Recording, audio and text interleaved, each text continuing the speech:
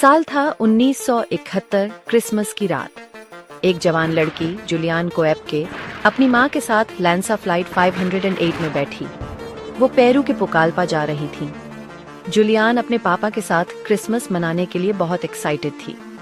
Flight normal होनी चाहिए थी, लेकिन नीचे अमेजन के जंगल में खतरे छुपे हुए थे। आसमान काला हो गया, हवा भारी हो गई, तूफान आ रहा था। ये कोई आम तूफान नहीं था, ये एक दैत्य था। बिजली कड़की, आसमान सफेद हो गया, प्लेन जोर से हिलने लगा।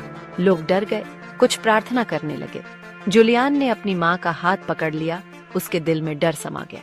अचानक एक बहरा कर देने वाली आवाज, प्लेन लड़खड़ा गया जैसे बवंडर में कोई खिलौना। प्लेन एक भयंकर तूफान में फंस गया था। बिजली प्लेन से टकराई, केबिन में आग लग गई, हाहाकार मच गया। लोग चीखने लगे, उनकी चीखें हवा के शोर में खो गईं। प्लेन टूटा हुआ और जलता हुआ आसमान से नीचे गिरने लगा। जुलियान ने अपनी आंखें बंद कर लीं और टक्कर के लिए तैयार हो गई। बस अब यही था। दुनिया उलटी हो गई। जुलियान हवा में गिर रही थी। वो अभी भी अपनी सीट से बंधी हुई थी, बेतहाशा घूम रही थी।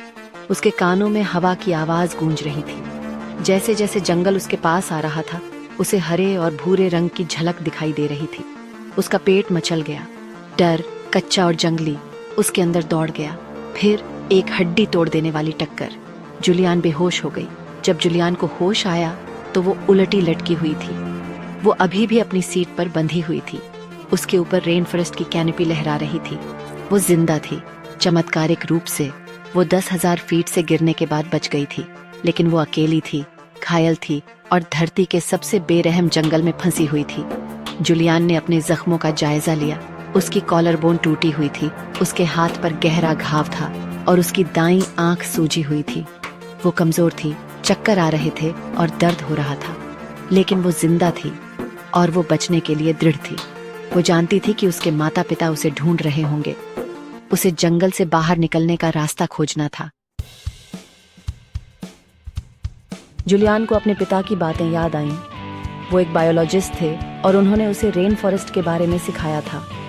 अगर तुम कभी जंगल में खो जाओ तो उन्होंने कहा था, एक नदी के किनारे चलो, ये तुम्हें आखिरकार एक बड़ी नदी तक ले जाएगी। और नदियां लोगों तक ले जाती हैं। इसी याद को थामे हुए जुलियान ने अपनी सीट बेल्ट खोली और नीचे रेन फॉरेस्ट के जमीन पर गिर गई। उसे एक छोटी सी नदी मिली और वो चलने लगी। जंगल घना, अंधेरा और उमस भरा था। लताएं और कांटे उसके कपड़ों को फाड़ रहे थे। उसके सिर के चारों ओर कीड़े भिन भिना रहे थे। वो कमजोर और थकी हुई थी, लेकिन उसने आगे बढ़ना जारी रखा। उसे चलते रहना था। उसकी जान इसी पर निर्भर थी। दिन रातों में बदल गए। जुलियान को समय का पता नहीं चल रहा था। वो भूखी थी। वो जो कुछ भी मिलता खा लेती, जामुन, कीड़े, यहाँ तक कि एक छोटा सा मेंढक भी। जंगल आवाजों का एक संगीत था, बंदरों की चीख, कीड़ों की भिनभिनाहट, अनदेखे जीवों की सरसराहट, लेकिन मानव जीवन का कोई निशान नहीं था। जुलियान के हाथ का घाव इन्फेक्टेड हो गया था। उसमें से मवाद निकल रहा था और दर्द असहनीय था। वो जानती थी कि उसे मेडिकल अटेंशन की जरूरत है, लेकिन वो अकेली थी। उसने अपने सीमित संसाधनों, कैंडी का एक छोटा बैग, कुछ सिक्के का इस्तेमाल करके जीवित रहने की कोशिश की। रेन फॉरेस्ट उसकी परीक्षा ले रहा था, उसे उसकी सीमा तक धकेल रहा था। एक दिन जुलियान को एक छोटी सी झोपड़ी मिली। वो बहुत खुश हुई। आखिरकार सभ्यता का एक निशान। उसने आवाज दी, लेकिन कोई जवाब नहीं आया। झोपड़ी खाली थी, जंगल द्वारा खेला गया एक क्रूर मजाक। निराशा ने उसे घेर लिया, उसकी आत्मा को डुबाने की धमकी दी, लेकिन वो हार नहीं मान सकती थी। वो बहुत दूर आ चुकी थी। जैसे जैसे दिन बीतते गए, जुलियान की उम्मीद कम होने लगी। जंगल अंतहीन लग रहा था, एक हरी भूल भुलैया जिसका कोई रास्ता नहीं था। वो कमजोर थी, भूखी थी और उसका घायल हाथ दर्द से धड़क रहा था। उसके मन में शंकाएं पैदा होने लगी। क्या उसे कभी कोई मिलेगा? क्या वो इस विशाल जंगल में अकेले मरने के लिए नियत थी? 5वां भाग, नदी। जब उसकी आत्मा टूटने वाली थी, तभी जुलियान को एक बड़ी नदी मिली। ये पिछली नदियों से ज्यादा चौड़ी और गहरी थी। ये सिर्फ एक नदी नहीं थी, ये एक बड़ी नदी थी। उम्मीद ने उसे घेर लिया। उसे अपने पिता की बातें याद आईं। नदियां लोगों तक ले जाती हैं। नए दृढ़ संकल्प के साथ वो नदी के साथ साथ नीचे की ओर चलने लगी। नदी ने अपनी चुनौतियां पेश की। धारा तेज थी और पानी गंदा था। जुलियान को बह जाने से बचने के लिए सावधान रहना पड़ा। उसने शाखाओं को लाठी के रूप में इस्तेमाल किया। उसका हर कदम जीवित रहने की उसकी अटूट इच्छा शक्ति का प्रमाण था। वो जानती थी कि सभ्यता कहीं न कहीं है, रेन फॉरेस्ट की अंतहीन हरी दीवारों से परे। दिन हफ्ते में बदल गए। जुलियान कमजोर और बेसुध थी। उसे मतिभ्रम हो रहा था। उसे अपने परिवार की, खाने की, बचाव की तस्वीरें दिखाई दे रही थी, लेकिन उसने जिंदगी को थामे रखा। उसकी आत्मा ने टूटने से इनकार कर दिया। वो गिरने, जंगल और नदी से बच गई थी। वो अब हार नहीं मानेगी। जंगल अपने हमले में बेरहम था। डंक मारने वाले कीड़ों ने उसे परेशान किया। उसका शरीर काटने से ढका हुआ था। उसका सामना सांपों से हुआ। उनके शल्क धूप में खतरनाक रूप से चमक रहे थे। कैमान गंदे पानी में दुबके हुए थे। उनकी आंखें दुष्ट रत्नों की तरह थीं। लेकिन जुलियान ने भयभीत होने से इनकार कर दिया। उसने मौत का सामना किया था और विजयी हुई थी। एक शाम जब वो नदी के किनारे सोने की तैयारी कर रही थी, जुलियान ने एक धीमी गड़गड़ाहट सुनी। वो ठिठक गई। उसका दिल तेजी से धड़क रहा था। अंधेरे में दो आंखें अंगारों की तरह चमकती हुई दिखाई दी। एक जगुआर, उसका चिकना शरीर शिकारी वृत्ति से तना हुआ, झाड़ियों से निकला। जुलियान डर के मारे लकवाग्रस्त हो गई।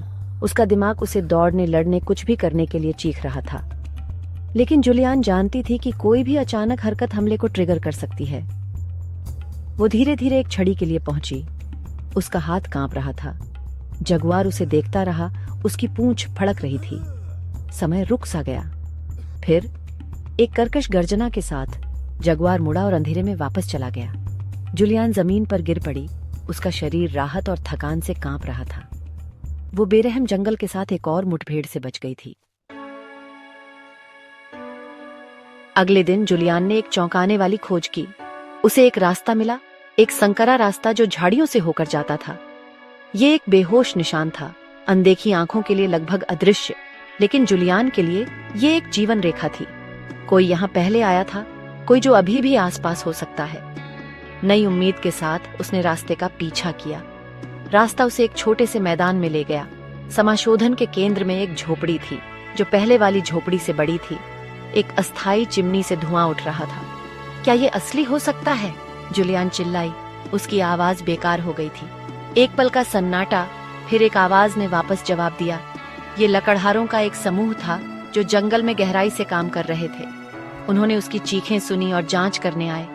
लकड़हारे जुलियान की कहानी से हैरान थे। उन्हें विश्वास नहीं हो रहा था कि ये कमजोर लड़की रेन फॉरेस्ट में 10 दिनों तक जीवित रही। उन्होंने उसे खाना, पानी और मेडिकल अटेंशन दी। उन्होंने उसके संक्रमित जख्मों का इलाज किया और अधिकारियों से संपर्क किया। जुलियान सुरक्षित थी। वो बच गई थी। जुलियान के बचने की खबर जंगल की आग की तरह फैल गई। वो तुरंत एक सेलिब्रिटी बन गई। उसकी कहानी आशा और लचीलेपन की किरण बन गई। लोग उसके साहस, उसके दृढ़ संकल्प और जीने की उसकी इच्छा से हैरान थे। उसने मौत का सामना किया था और विजयी हुई थी। वो एक सर्वाइवर थी, मानव इच्छा शक्ति की अदम्य भावना का प्रमाण। जुलियान को एप्के की कहानी एक शक्तिशाली याद दिलाती है कि सबसे अंधेरे समय में भी, जब सारी उम्मीद खो जाती है, तब भी मानव आत्मा सहन कर सकती है। ये हमें सिखाती है कि अगर हम हार मानने से इनकार करते हैं तो हम अविश्वसनीय बाधाओं पर काबू पाने में सक्षम हैं। जुलियान की कहानी हम सभी के लिए एक प्रेरणा है, आशा, साहस और जीवित रहने की इच्छा शक्ति का प्रमाण।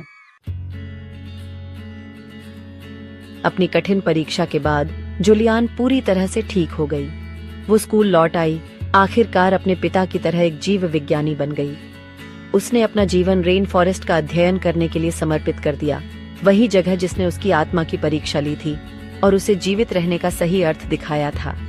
वो संरक्षण के लिए एक वकील बन गई।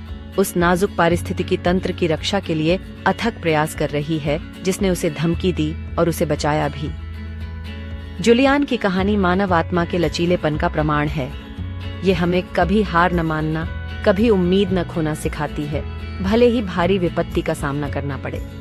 ये हमें याद दिलाती है कि अगर हमने अपने डर का सामना करने का साहस और आगे बढ़ते रहने का दृढ़ संकल्प है तो हम अविश्वसनीय चुनौतियों पर काबू पाने में सक्षम हैं। जूलियन कोएप्के की कहानी हम सभी के लिए एक प्रेरणा है, एक याद दिलाती है कि सबसे अंधेरे जंगलों में भी आशा की रोशनी हमें घर ले जा सकती है।